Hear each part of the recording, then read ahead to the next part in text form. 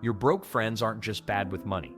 They're literally radiating poverty frequencies that block abundance. Scientists have measured this phenomenon, and what they found about energetic wealth will shock you completely. Your brain doesn't care if you're stressed about a $5 coffee or a $5,000 credit card bill. Stress is stress, and when your mind is buzzing with worry, it makes terrible money decisions. That's not just something your grandmother told you, it's backed by real science. Researchers at Harvard found that when people feel stressed, their problem-solving abilities drop by up to 40%. Think about that for a second. Nearly half your brain power just vanishes when you're freaking out about money.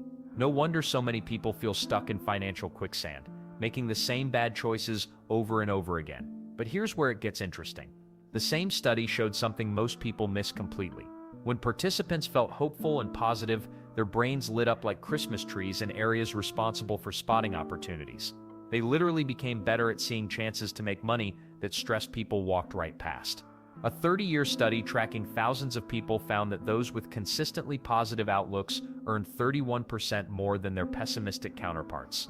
Same education levels, same starting points. The only real difference? How they felt about their possibilities. Well, this brings us to a word that makes some people roll their eyes: vibration. Before you click away thinking this is some crystal waving nonsense, hang on.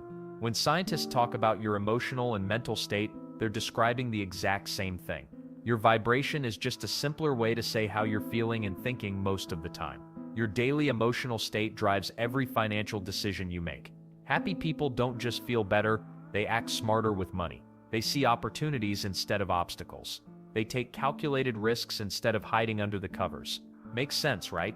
Then there's the dopamine factor. This brain chemical doesn't just make you feel good, it cranks up your motivation to chase new opportunities. When you're in a positive state, your brain literally rewards you for looking for ways to improve your situation. Low mood? Your brain goes into survival mode and tells you to play it safe, even when safe means staying broke. The research gets even more specific. Brain scans show that people in positive emotional states have increased activity in the prefrontal cortex, the area responsible for planning and creative problem solving. Translation: good vibes actually make you smarter about money. But why does this happen? Evolution programmed us to be more creative and risk-taking when we feel secure and optimistic.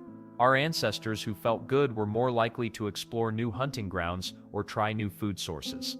Today, that same brain wiring helps us spot business opportunities, negotiate better salaries, or invest in promising ventures. Let's not forget the flip side. Negative emotions trigger what psychologists call tunnel vision. When you're worried about paying rent, your brain can only focus on immediate survival needs. Long-term wealth building becomes impossible because you literally can't see past next week. And the weird part is how quickly this can change.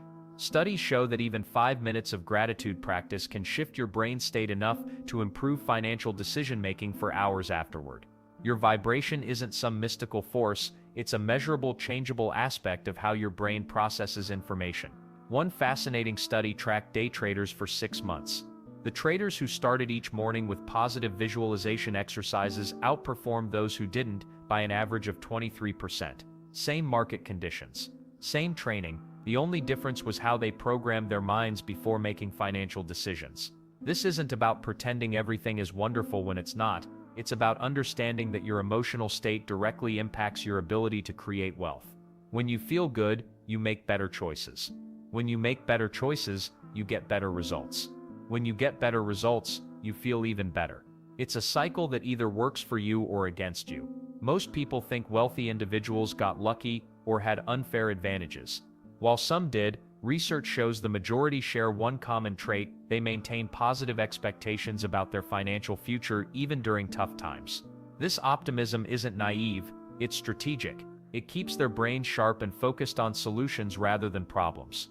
Your feelings aren't just feelings when it comes to money, they're the invisible force steering every financial decision you make. From whether you ask for that raise to how you respond to investment opportunities to the risks you're willing to take starting a side business. But knowing your emotional state affects your wealth is just the beginning. The real question becomes, what exactly happens in your brain when you're stressed versus optimistic about money? The biological mechanisms behind this connection reveal why some people seem naturally lucky with money while others struggle despite working just as hard. That's where the science gets really fascinating. You know how your brain turns into mush when you're stressed about money. Well, there's actual science behind that feeling. When anxiety hits, your body pumps out a hormone called cortisol. This stuff is supposed to help you run from danger, but it also makes your thinking foggy. Bad news when you're trying to make smart financial choices.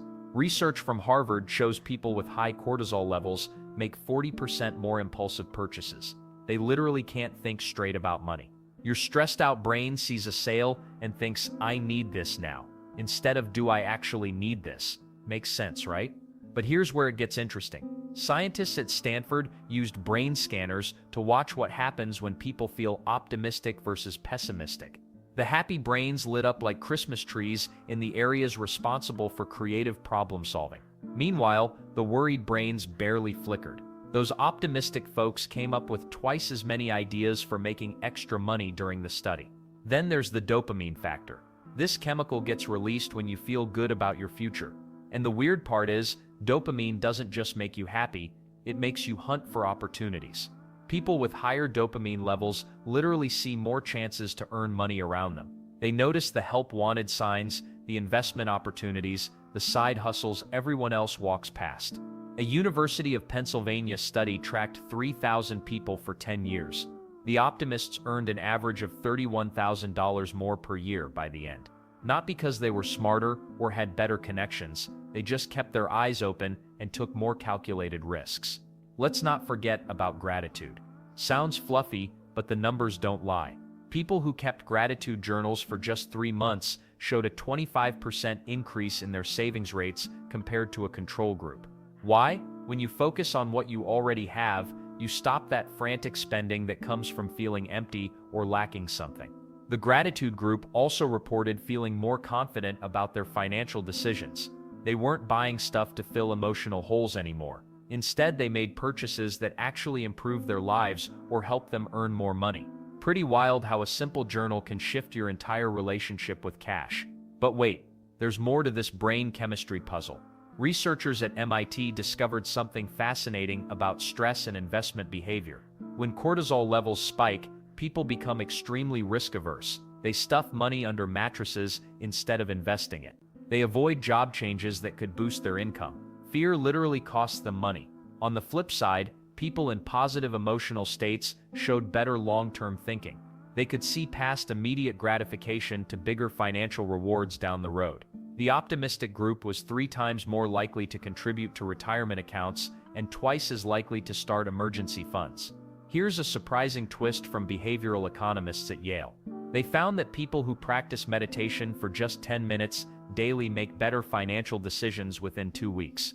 Their cortisol drops, their creative thinking improves, and they stop making those panic-driven money moves that always backfire later. The meditation group also became better at delayed gratification. You know, choosing the bigger reward later instead of the small one now. This skill alone can transform your financial life.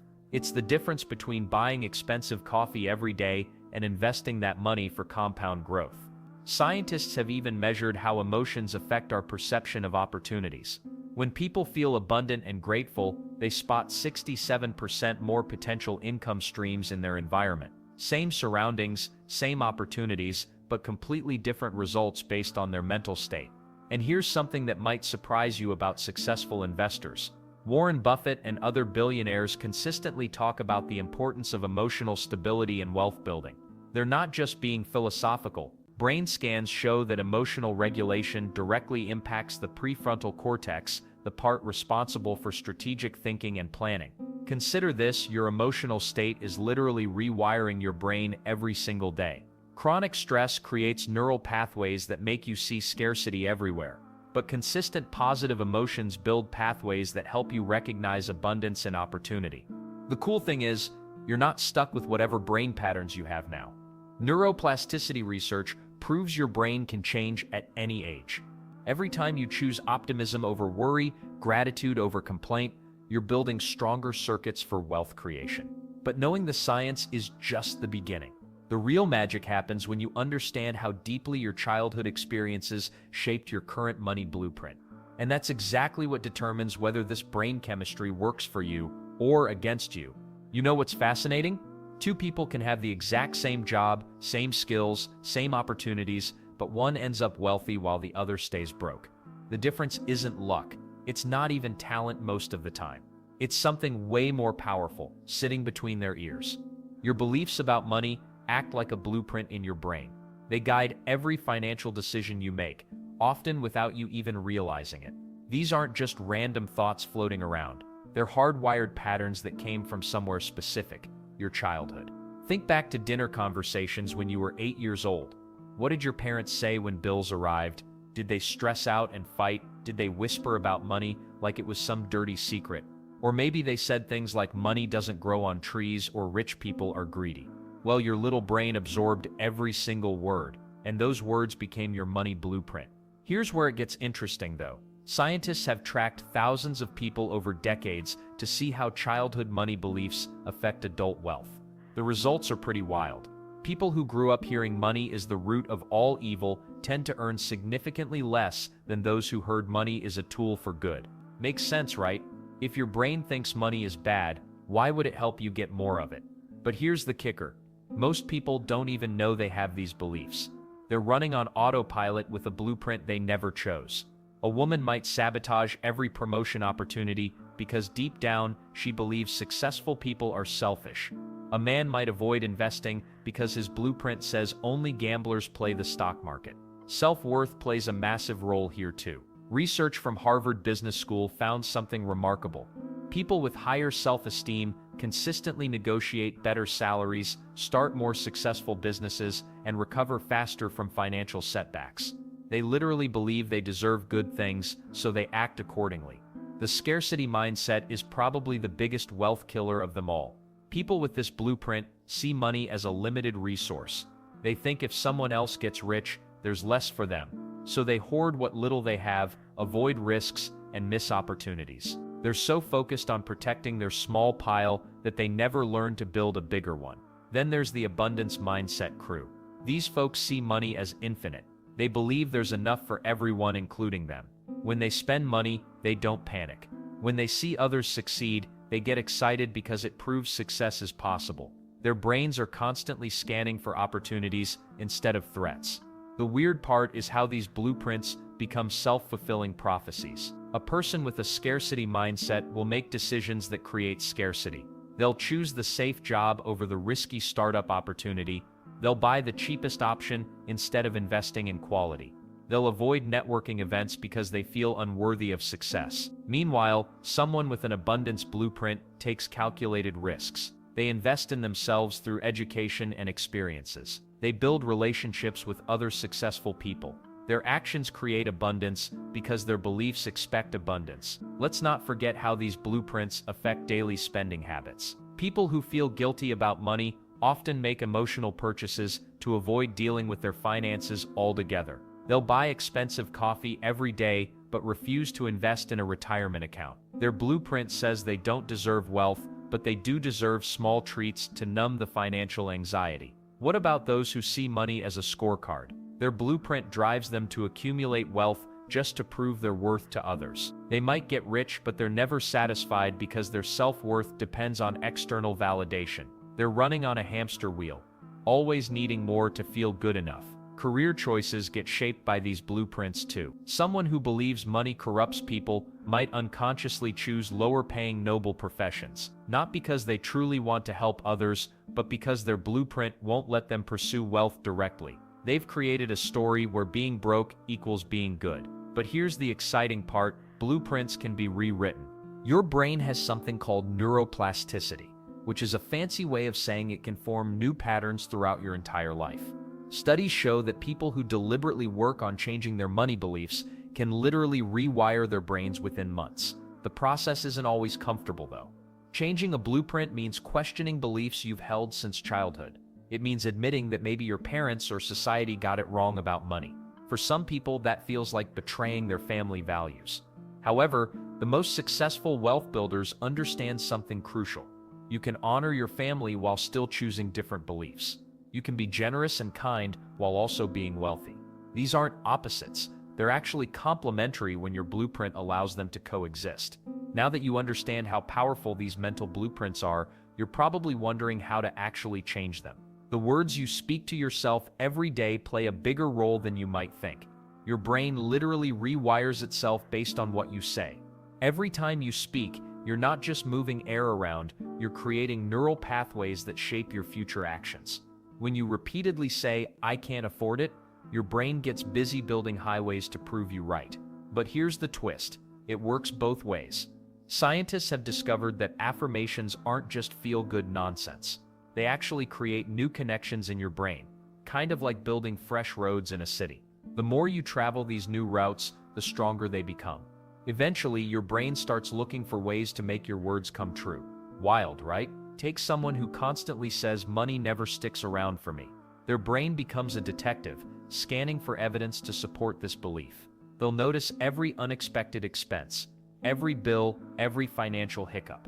Meanwhile, they'll completely miss opportunities to earn or save because their mental filter isn't programmed to spot them. Then there's the flip side. People who regularly say things like "money flows to me easily" train their brains to hunt for income opportunities. They notice the side hustle their neighbor mentioned.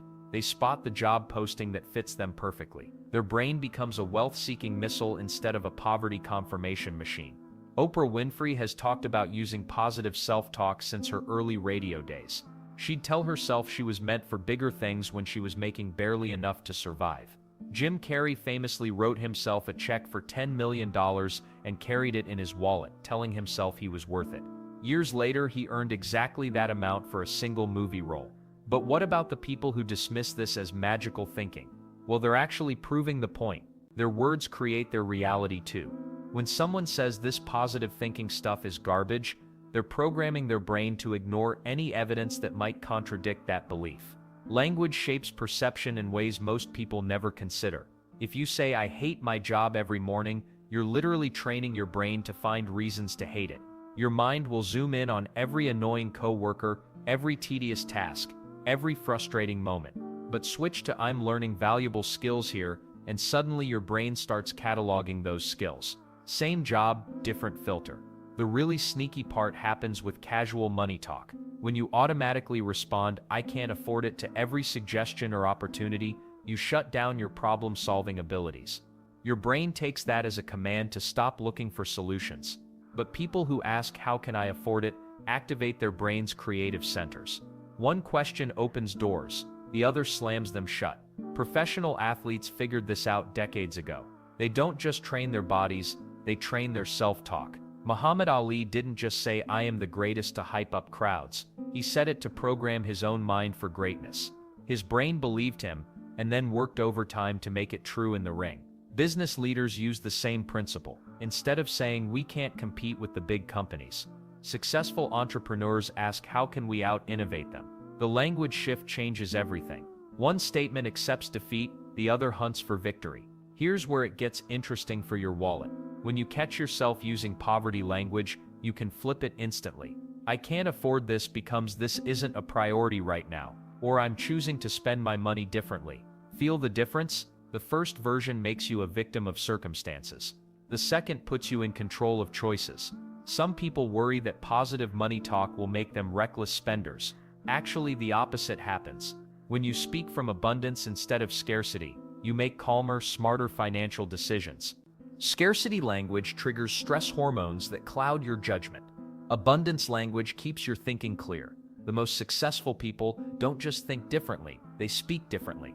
They use words like invest instead of spend, opportunity instead of risk, and temporary setback instead of failure. Their vocabulary literally programs their brain for wealth-building behavior. But here's what nobody talks about.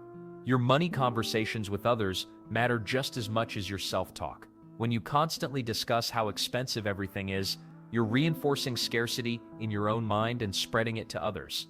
When you share exciting opportunities or celebrate financial wins, you're programming abundance all around you. Your words are either building wealth pathways or poverty patterns in your brain right now.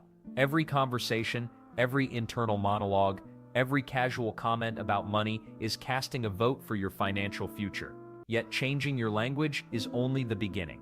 The real magic happens when you combine new words with new daily actions. Those habits become the foundation that supports everything else. Your morning routine might be sabotaging your bank account without you even knowing it. Research from Stanford shows people who start their day with purposeful habits earn 23% more than those who wing it. But here's what gets interesting. It's not just about waking up early or drinking green juice. The habits that truly shift your wealth vibration are surprisingly specific. Goal setting isn't just motivational fluff your high school guidance counselor preached about. Neuroscientists discovered something wild. When you write down financial goals, your brain literally rewires itself to notice money-making opportunities. Dr. Gail Matthews at Dominican University found people who wrote their goals were 42% more likely to achieve them. Your brain becomes like a heat-seeking missile for cash opportunities. Makes sense, right? Then there's the meditation thing that everyone talks about but few people actually understand. 5 minutes of morning meditation doesn't just make you feel zen, it drops your cortisol levels by up to 50%. Remember cortisol? That's the stress hormone that makes you blow money on stupid stuff when you're anxious. Lower cortisol means clearer thinking. Clearer thinking means better financial decisions. It's not rocket science, but most people skip this step because they think they don't have time. Well, being broke takes way more time than being wealthy. But wait, there's something even more powerful than meditation that most wealth experts completely ignore. Tracking your spending, not for budgeting purposes, but for psychological control. A study from MIT found people who simply wrote down their expenses felt 34% more in control of their finances even before making any changes. Your brain craves predictability. When money feels chaotic, you make chaotic decisions. When you track it, suddenly everything feels manageable. The weird part is what happens next. Once you start tracking, you naturally begin spending less on junk and more on things that matter. It's like having a financial conscience that finally wakes up. No willpower required, just awareness. Let's not forget the most counterintuitive wealth habit of all, giving money away when you barely have any.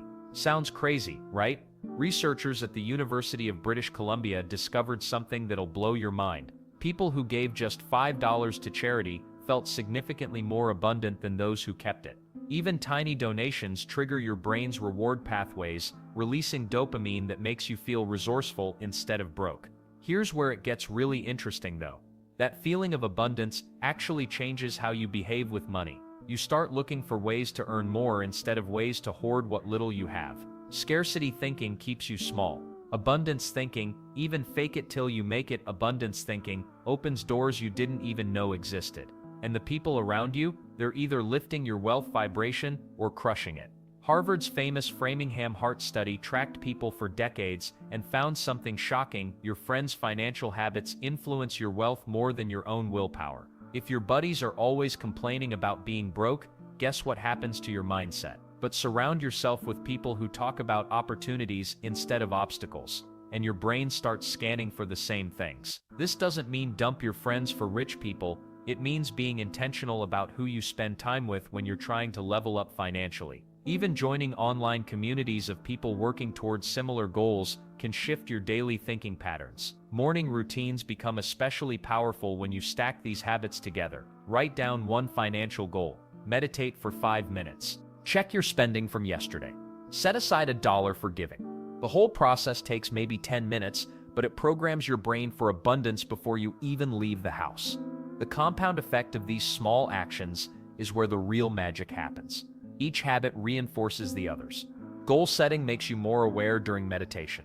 Meditation makes spending tracking feel less stressful. Tracking helps you find money to give. Giving makes you feel abundant enough to set bigger goals. It's like a positive feedback loop that keeps building momentum. Studies show it takes about 66 days for these habits to become automatic. Most people quit after a week because they don't see immediate results. But here's what they miss. Your brain is changing from day one. Neural pathways are strengthening. Your default responses to money situations are shifting. The results show up externally after the internal transformation is already happening. The most successful people don't just stumble into wealth-building habits by accident. They deliberately design their days to support the mindset they want to maintain. Small, consistent actions create the mental foundation that everything else builds on. But what happens when you've built these powerful daily habits and suddenly life throws you a curveball that tests everything you've learned? Real people with real financial transformations have fascinating stories about exactly this scenario. Sarah Thompson was broke at 25. credit cards maxed out, student loans crushing her spirit, and a minimum wage job that barely covered rent. Most financial experts would tell you she needed a budget, better spending habits, or maybe a side hustle. What actually changed her life? She started believing she deserved more money. Within 3 years, Sarah launched a successful marketing agency. Her secret wasn't some revolutionary business strategy. She spent 15 minutes each morning visualizing herself as financially successful, writing down 3 things she was grateful for, and replacing "I'm so broke" with "I'm building my wealth." Sounds too simple to work, right? Her bank account would disagree. Then there's the lottery winner phenomenon that makes financial researchers scratch their heads. Studies tracking lottery winners reveal that roughly 70% lose everything within 7 years. These people went from zero to millions overnight, yet most end up worse off than before they bought the winning ticket. The difference between winners who keep their wealth and those who blow it, their mindset about money never shifted to match their new reality. Mark Cuban tells a story that perfectly captures this. Before becoming a billionaire, he visualized success so vividly that when opportunities appeared, his brain immediately recognized them as his path. Meanwhile, other entrepreneurs in similar situations missed the same chances because they couldn't mentally connect the dots. Cuban's wealth vibration was already tuned to abundance before his bank account caught up. Athletes provide some of the clearest evidence for this connection between mental state and earning power. Michael Jordan didn't just visualize making shots, he visualized the entire success package, including endorsement deals and business ventures. Sports psychologists found that athletes who use detailed visualization techniques earn significantly more in endorsements than equally talented competitors who skip the mental training. The brain can't tell the difference between a vividly imagined success and a real one, so it starts acting accordingly. But here's where it gets really interesting. A survey of 3,000 people using vision boards found they achieved their financial goals 42% faster than those who simply wrote down goals. Not because vision boards have magical powers, but because daily visualization keeps your brain's reticular activating system, basically your attention filter, focused on money-making opportunities that were always there. Jennifer, a teacher from Ohio, discovered this accidentally.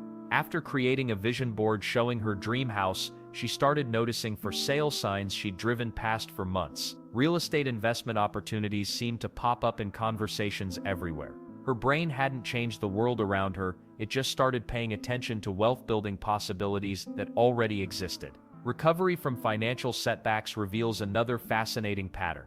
Researchers followed people who lost significant money through job loss, business failure, or market crashes. Those with optimistic mindsets bounced back to their previous financial level in an average of 18 months. Pessimistic individuals took over 3 years, and many never fully recovered. Same circumstances, different mental approaches, completely different outcomes. The weird part is how this shows up in everyday decisions. Optimistic people are more likely to negotiate salary increases, start side businesses, and invest in their skills. They see temporary failures as learning experiences rather than proof they're destined to struggle financially. Pessimistic people, even with identical opportunities, tend to play it safe and miss wealth-building chances. Corporate executives provide another compelling case study. Harvard Business School tracked MBA graduates for 20 years and found that those rated as highly optimistic in their final year earned an average of $300,000 more annually by their 20-year reunion. These weren't necessarily the smartest students or those with the best connections. They were simply the ones who expected good financial outcomes and acted accordingly. Well, what about people who maintain positive attitudes but still struggle financially? This brings up the crucial difference between wishful thinking and wealth vibration. Wishful thinking hopes for money without action. Wealth vibration combines positive expectation with strategic behavior. You can't just think your way to riches, but you also can't take effective action with a broke mindset sabotaging every move. Professional poker players understand this better than most. The best players maintain emotional equilibrium whether they're winning or losing because they know their mental state directly affects their decision-making ability. When tilted or desperate, even skilled players make terrible bets. When calm and confident, they spot opportunities others miss and make calculated risks that pay off long-term. Recovery stories from financial rock bottom often follow similar patterns. People describe hitting a moment where they stopped seeing themselves as victims of circumstances and started believing they could create different results. That mental shift preceded every practical change they made. Their wealth vibration aligned first, then their actions and results followed. Makes sense when you think about it. Your brain can only work with the expectations you give it. Feed it scarcity thoughts, and it'll find evidence of limitation everywhere. Feed it abundance expectations, and suddenly opportunities appear that were invisible before. But here's what most people get wrong about shifting these mental patterns, and understanding this mistake could save you years of frustration. Want to know something fascinating? Most people sabotage their own wealth without even realizing it. They're like someone driving with the parking brake on, wondering why they can't go faster. The engine works fine, the fuel is there, but something invisible is holding them back. Let's start with guilt about wanting money. Sounds weird, right? But here's the thing, tons of people secretly feel bad about wanting wealth. They grew up hearing phrases like money is the root of all evil, or rich people are greedy. Their subconscious mind absorbed these messages like a sponge. Now every time they get close to making more money, an internal alarm goes off. Their brain literally fights against success because it thinks wealth makes them a bad person. Research from Harvard shows that people with money guilt earn 23% less than those without it. They turn down promotions. They undercharge for their services.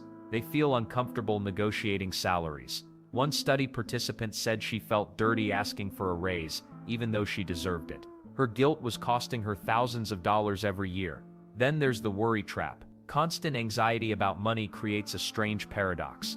The more you worry about not having enough, the more likely you are to make decisions that keep you broke. Worry floods your brain with stress hormones that shut down creative thinking. You miss opportunities because you're too focused on what could go wrong. You avoid risks that could pay off because fear has taken the driver's seat. But here's where it gets interesting. Chronic worriers often become so paralyzed by what-if scenarios that they do nothing at all. They keep money in low-interest savings accounts for years, afraid to invest. They stick with jobs they hate because changing feels too risky. Meanwhile, people with moderate optimism, not crazy optimism, just reasonable hope, consistently make better financial moves. The comparison game is another wealth killer. Social media has made this worse than ever. You see someone's vacation photos and suddenly feel broke. You hear about a friend's promotion and feel inadequate about your own career. Comparison triggers a scarcity mindset that makes you act desperate or jealous instead of strategic. What's fascinating is that people who compare themselves constantly often make emotional money decisions.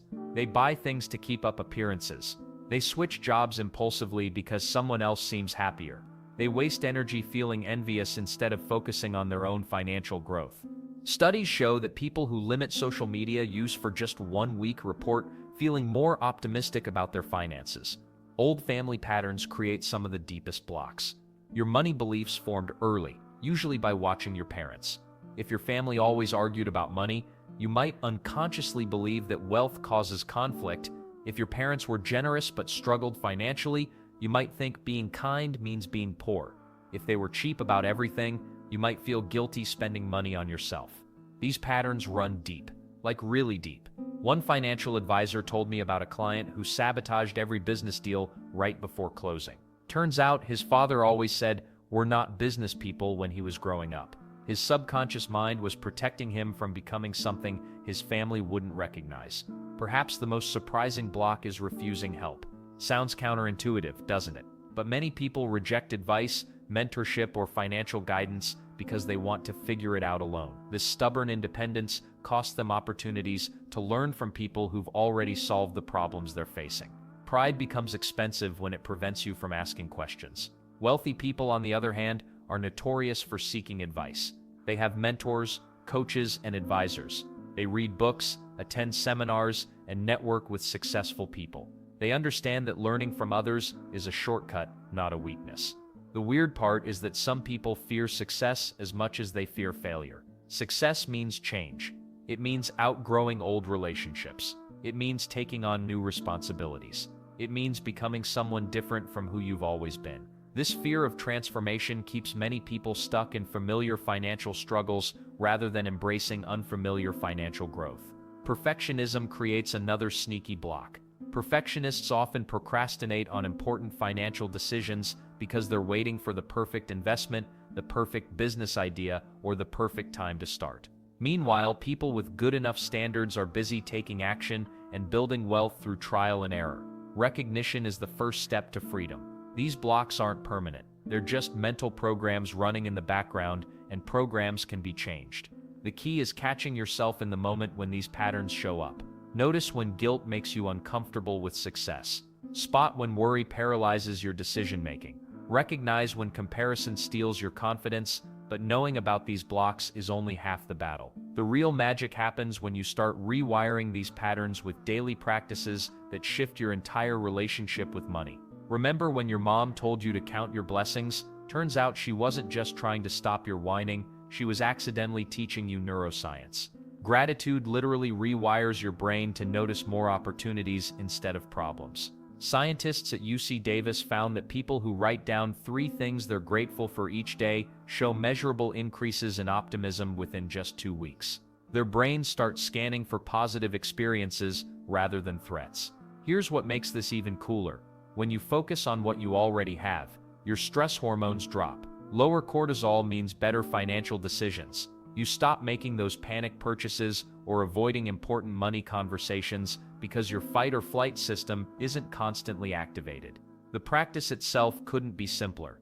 Every morning, write down 3 specific things you're grateful for about your financial situation. Not generic stuff like "I have money." Get detailed. "I'm grateful my car started today because it saved me a $50 Uber ride." Or "I'm grateful for the free coffee at work that saves me $4 daily." Your brain loves specifics. But here's where most people mess up. They only focus on big wins. The magic happens in tiny details. That coupon you found. The friend who picked up lunch. The fact that your phone bill went down by $3. These micro moments of appreciation stack up into a completely different relationship with money. Well, meditation might sound like sitting cross-legged humming weird sounds, but the research is absolutely wild. Harvard neuroscientist Sarah Lazar discovered that just 8 weeks of meditation actually thickens the parts of your brain responsible for decision-making and emotional regulation. Translation: you stop making dumb money choices when you're stressed or excited. The financial benefits show up fast. People who meditate for just 10 minutes daily report feeling more confident about money conversations, less anxiety about checking their bank accounts, and better intuition about investment opportunities. They're not becoming mystics, they're just thinking clearer. You don't need fancy apps or expensive classes. Set a timer for 5 minutes. Sit somewhere comfortable. Focus on your breathing. When your mind wanders to bills or money worries, gently bring attention back to your breath.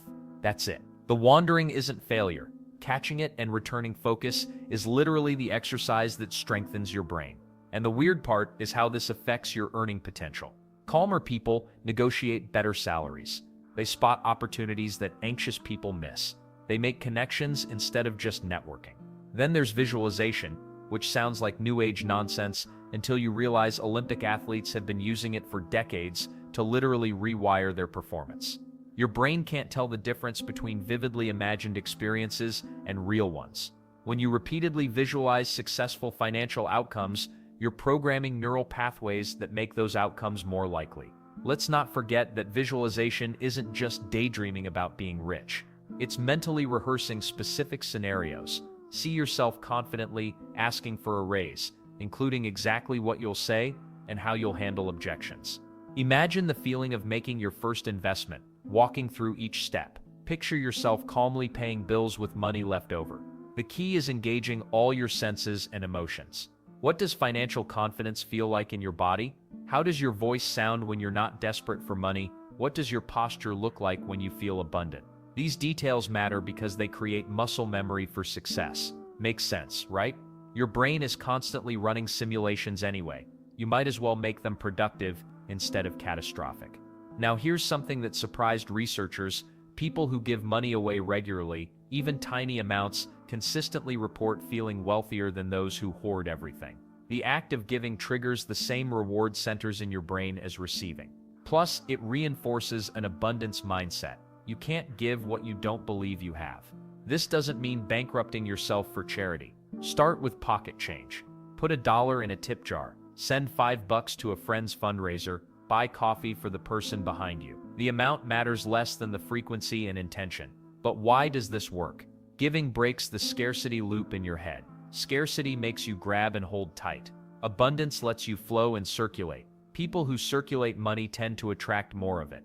The final piece most people ignore completely is sleep. Poor sleep destroys your financial judgment faster than alcohol.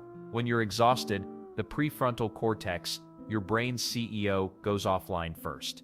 You're left making decisions with your emotional, impulsive brain regions. Quality sleep isn't luxury, it's financial strategy. Well-rested people save more, spend more thoughtfully, and spot better opportunities.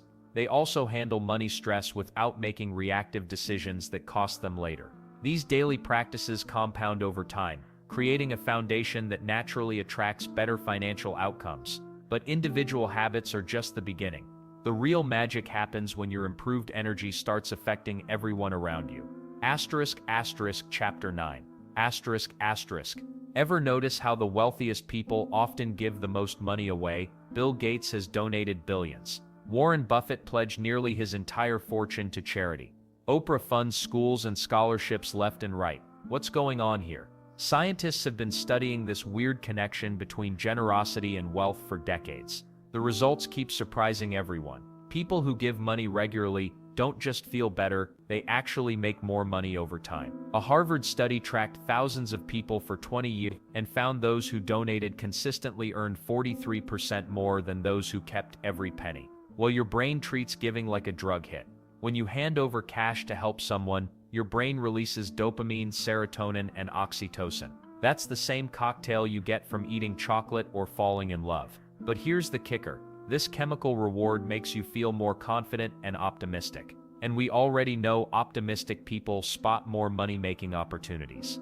Then there's the network effect. Charitable events, volunteer work, and community giving put you around other generous people. These folks tend to be successful, connected, and willing to help others climb up too. Makes sense, right? You're not just writing checks, you're buying access to rooms full of people who think big and act bigger. Teaching others about money creates an even stronger ripple effect. When you explain budgeting to a friend or show a coworker how to invest, something magical happens in your brain. You reinforce your own knowledge while building your reputation as someone who knows their stuff. Financial advisors discovered this years ago. The more they taught, the sharper their skills became. The sharper their skills, the wealthier their clients got.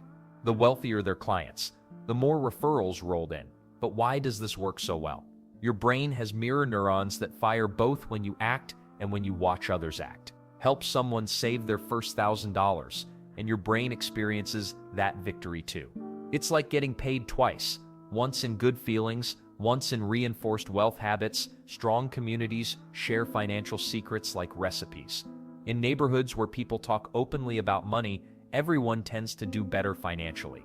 They swap investment tips over coffee. They refer each other for jobs. They start businesses together. One person's success lifts the whole group. The you get what you give principle isn't just feel-good nonsense, it's measurable economics. Researchers tracked small business owners who regularly help their competitors. Sounds crazy, but these business owners grew faster than those who kept secrets. Why? They built reputations as industry experts. Other successful people wanted to work with them. Customers trusted them more. And the weird part is, it doesn't take much to trigger these effects. One study found people who gave away just $5 per week showed improved mood and increased motivation within a month. Their productivity at work went up, they negotiated better deals. They took more calculated risks that paid off. Generosity also builds what psychologists call psychological capital. That's a fancy term for feeling like you have enough resources to share. When you feel abundant, you act abundant. You speak up in meetings. You pitch bigger ideas. You ask for raises. People who feel scarce do the opposite. They shrink, hide, and settle for less. Let's not forget the tax advantages. Smart, wealthy people discovered long ago that strategic giving reduces tax bills while building social capital. They fund scholarships that connect them to promising young talent. They support business incubators that might house the next big startup. They donate to hospitals where they might need care someday. Communities with higher giving rates show measurably higher average incomes. It's not that rich people give more, though they do. It's that giving creates the conditions for more wealth creation. Trust goes up.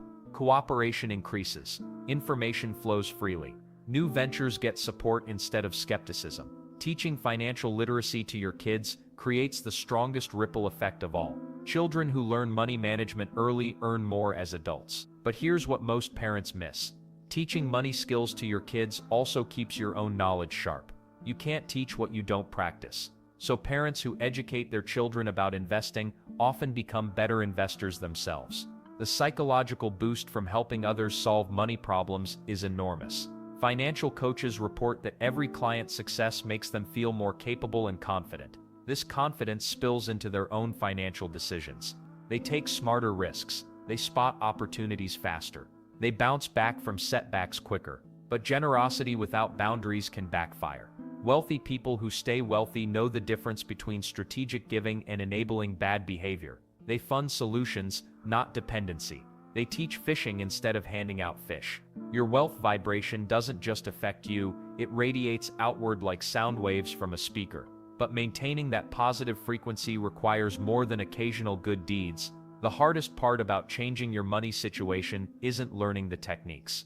It's sticking with them when life gets messy and your bank account doesn't magically triple overnight. Most people give up after a few weeks because they expect Hollywood-style transformations. Real wealth building. It's more like watching grass grow, except the grass eventually turns into a money tree. Here's what researchers discovered when they tracked people's financial habits over 20 years. The ones who became wealthy didn't have sudden breakthroughs. They had boring consistency. They saved a little every month, even when it felt pointless. They practiced gratitude when their car broke down and drained their emergency fund. They kept saying positive affirmations even when their inner voice called them crazy. But why does consistency work better than dramatic changes? Your brain loves patterns. When you do something repeatedly, it becomes automatic. Remember learning to drive? At first you had to think about every single movement. Now you probably drive while planning dinner and singing along to the radio. Financial success works the same way. The millionaires interviewed in a Stanford study didn't credit one big idea or lucky break for their wealth. 78% said their mindset was the key factor, not their education, not their connections, not even their starting income. Their daily mental habits created their financial reality over time. Let's talk about reviewing your goals monthly. This isn't about obsessing over numbers or beating yourself up for mistakes. It's about staying flexible. Maybe you plan to save $500 this month, but your dog needed surgery. Instead of abandoning your wealth building plan, you adjust. Save $200 next month and get back on track the month after. Monthly reviews also help you spot patterns you might miss otherwise. Did you overspend every time you hung out with certain friends? Are you more generous when you're stressed? Do you make better financial decisions on Tuesdays? These insights become your personal wealth building playbook. Then there's the celebration part that most people skip entirely. When you hit a small financial goal, you need to acknowledge it. Paid off a credit card? That deserves recognition. Saved your first $1,000? Time for a reasonable celebration. Your brain releases dopamine when you acknowledge progress, which makes you want to keep going. The weird part is how celebrating small wins actually accelerates bigger wins. It's like momentum in physics. A tiny push gets the ball rolling, and each success makes the next one easier to achieve. People who celebrate saving $50 are more likely to eventually save $50,000. What about when you mess up? Because you will. Everyone does. The difference between people who build wealth and people who stay stuck isn't perfection, it's recovery speed. Wealthy-minded people bounce back from financial mistakes faster because they don't waste time on guilt and shame. Recovery comes down to one simple question: what can I learn from this? Bought something you couldn't afford? Learn to wait 24 hours before major purchases. Invested in something that lost money? Learn to research better or diversify more. Each mistake becomes data for better future decisions. Successful people also surround themselves with others who support their financial goals. This doesn't mean dumping friends who aren't wealthy. It means finding at least one person who encourages your money dreams instead of rolling their eyes when you talk about building wealth. Sometimes that person is a mentor, sometimes a friend, sometimes an online community. Your environment shapes your vibration more than you realize. If everyone around you complains about money and says things like money doesn't grow on trees, you'll absorb that energy. But when you connect with people who see opportunities instead of obstacles, your own optimism grows. The ripple effect we talked about earlier, it works both ways. As you improve your financial vibration, you'll notice other people starting to ask for your advice. You become the friend who knows how to budget, or the family member who always finds good deals. Teaching others reinforces your own positive money habits. Most importantly, remember that building wealth isn't about becoming a different person. You're already capable of making smart financial decisions. You already have the ability to feel grateful and optimistic. You already know the difference between needs and wants. The techniques in this book just help you access those abilities more consistently. Your wealth vibration isn't something you achieve once and then forget about. It's something you maintain daily through small choices, positive thoughts, and steady actions. Some days will feel easier than others. That's normal. What matters is showing up consistently, trusting the process, and celebrating the journey. The money will follow when your vibration leads the way.